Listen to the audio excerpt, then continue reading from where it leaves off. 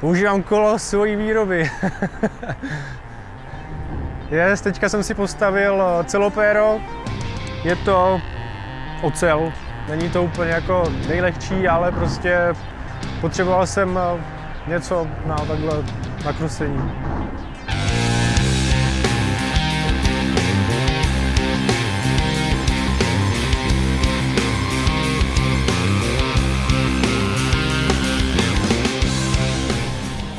No, jako začal jsem stavět pro radost. Prostě měl jsem v hlavě určitou představu kola.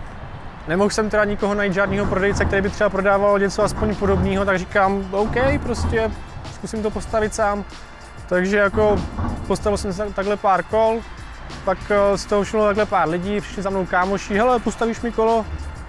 Tak prostě tak jakoby úzký okruh, jo? Není to jako, že bych chtěl prostě na tom rejžovat prachy, je to spíš prostě jako zábava, mám k tomu blízko, baví mě to.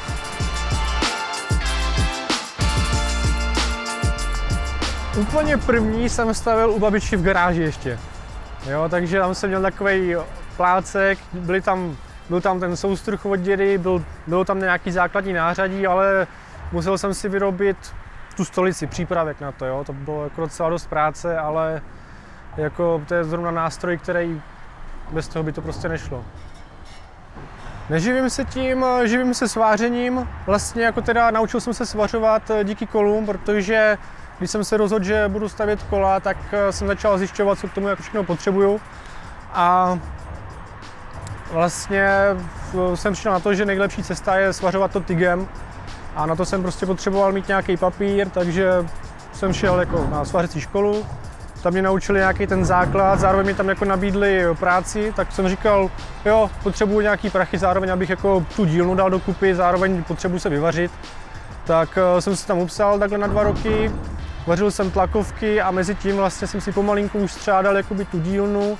Dělal jsem si dokupy takhle ten základ a vlastně asi až po těch 2 letech už jsem to měl tak jakž tak, abych mohl postavit jako aspoň to první kolo, jo. Takže nějak od těch 2 let už postupně pak jako jsem začal stavět jako častěji, už jsem tu dílnu měl trošku jako namakanější a takhle to pokračovalo.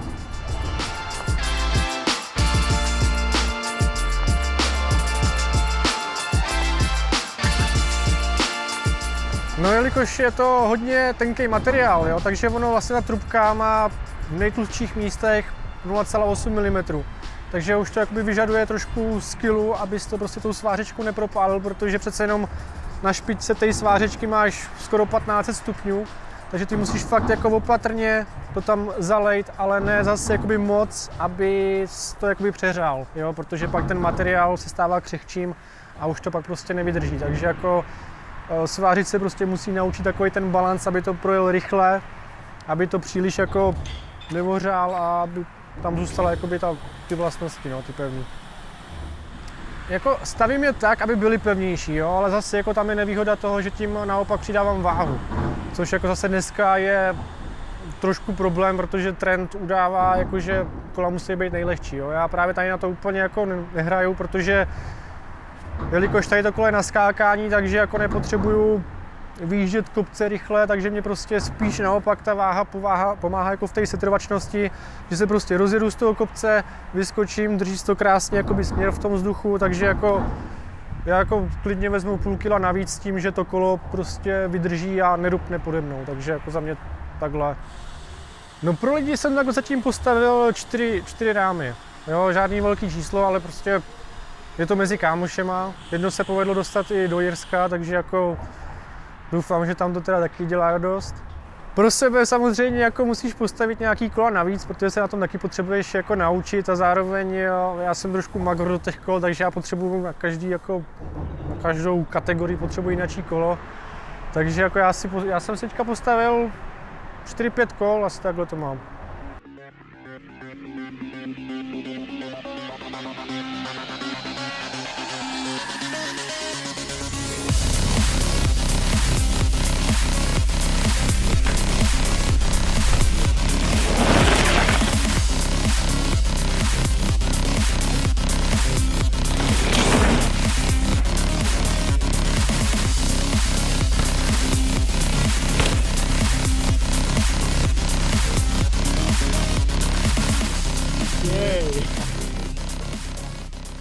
Ale jako to skákání u mě začalo spíš až jako v době s tím BMXkem, což bylo, já nevím, to by mohlo být tak kolem 17.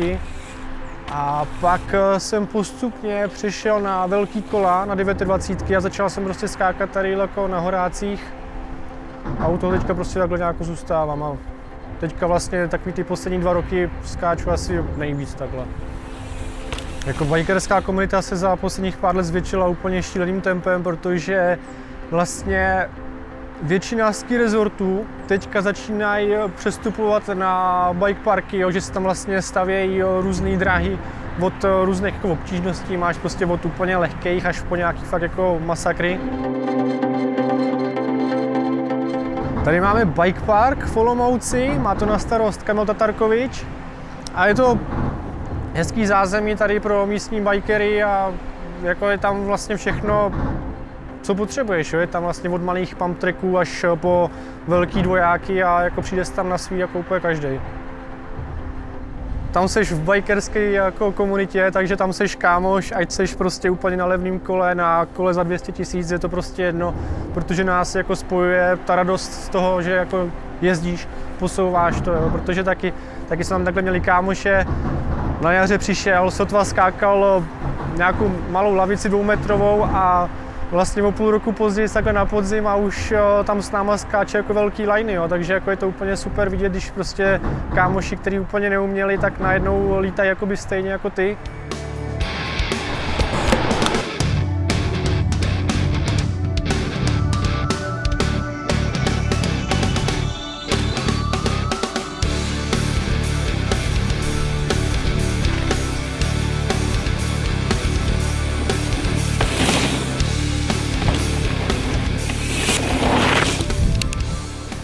No já třeba v těch designech jsem spíš takovej nudný, jo? Že já prostě mám ty tmavý kola, líbí se mi ty tmavé barvy, ale spíš ten design se snažím jako promítnout na těch trubkách, jo? Jak tam prostě jdou na sebe. Jo? Třeba teďka jsem postavil kolo, který má úplně šíleně krátký zadek a jakoby normálním způsobem by to nebylo možné, protože by vlastně se sedlová trubka potkávala okolo.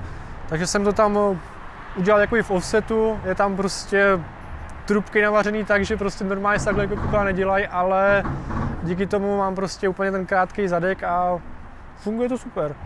No tak takový nejzajímavější kolo bylo pro kámoše, který má Bikeazil tady a ten má takovou, my tomu říkáme Sunset Miami vibes, jo? Že máš vlastně jakoby ty barvičky toho západu od té oranžové přes fialovou a spodek černý, jo? Jako za mě jako teda super výběr, vypadá to fakt pěkně.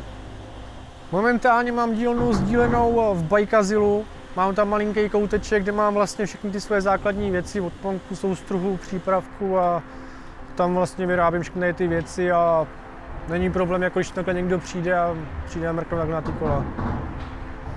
Mě tam baví spojení toho, že jednak musíš tomu dát jako hrozně moc přemýšlení, abys prostě vymyslel nějaký ten design, který bude fungovat. Pak jde ta manuální práce, že prostě musíš tam být fakt jako hodně přesný, protože jakmile tam máš mezery mezi trubkama, že jakmile tam strčíš prostě, když to přeženu vlas, tak už to může být problém to zavařit, jo, abys tam prostě měl správné teploty a všechno.